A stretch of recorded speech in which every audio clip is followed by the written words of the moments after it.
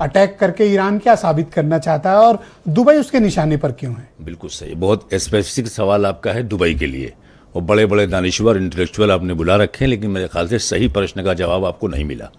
इसकी बेसिक वजह है अब्राहम अकॉर्ड।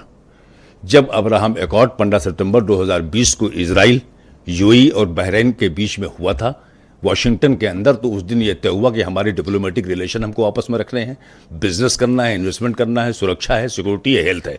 उसमें ठीक ठाक इजराइल और अमेरिका के इन्वेस्टमेंट है दुबई के अंदर।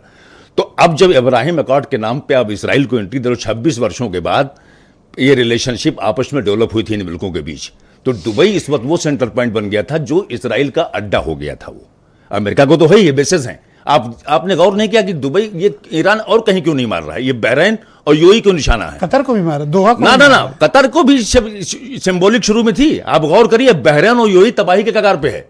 वजह उसमें 3 ही मुल्क थे, बहरीन, यूएई और इजराइल। जो पहला अकॉर्ड हुआ था, मोरक्को और सूडान बाद में शामिल हुआ, और ये 2 कंट्री जैसे इनका कोई लेना देना इसी बार में नहीं है।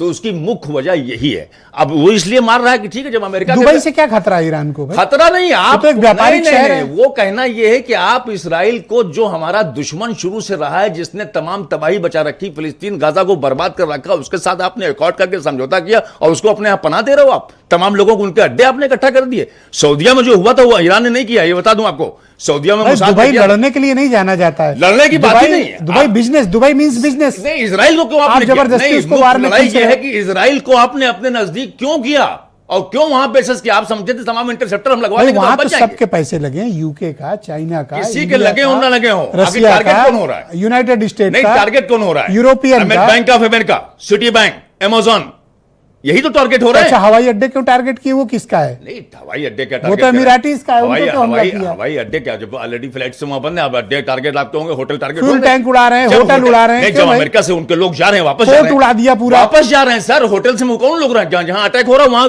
वही अमेरिकन हैं, वही इजरायली वहां मौजूद हैं, वो उन्हीं को निशानदेही कर रहा है। शहर ठप कर दोगे, ये कौन सी बात है? नेचुरल सी बात है, जब तुम हमको मजबूर करोगे, तुम्हारे यहां से बेस बनेगा, तुम हम पे अटैक करोगे, तो नेचुरल सी बात ऐसा होगा। क्यों आपने वहां पे छूट दे रखी थी इनको? आप अपना बिजनेस करते कारोबार 2020 में। अमेरिका ने सिर्फ ऐसा तो है नहीं कि पर्शियन गल्फ में या अरबियन कंट्रीज में अपने बेस बनाए। अरे भाई, जापान से लेके, सुन लीजिए सर, जापान से लेके कनाडा तक अमेरिका के बेस हैं। कहाँ नहीं है? किस कॉन्टिनेंट में अमेरिका का बेस यही नहीं? आप बताओ।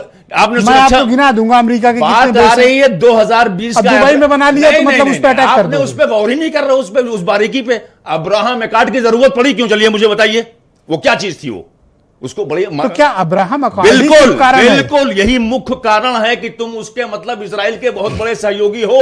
मुझे तो लगता है कि दुबई की या यूएई की तरक्की से ईरान को जलन से कोई फर्क नहीं पड़ता। अगर जलन नहीं होती, बहुत तरक्की, तो पाकिस्तान पर अटैक नहीं, बहुत तरक्की। पाकिस्तान पे भी देखिए, सऊदीया पे क्यों नहीं कर रहा है ईरान? कर रहा है, रियाद को उड़ा दिया। वो भी मुसाद ने किया था। नहीं, वो मिस इन्फॉर्मेशन है, वो भी मुसाद ने किया था। वो रिफाइनरी मुसाद ने किया था, बता दूं आपको मैं। वो भी गलत आपके पास। किसी भी हालत में दुबई पर हमले को दुबई में इसलिए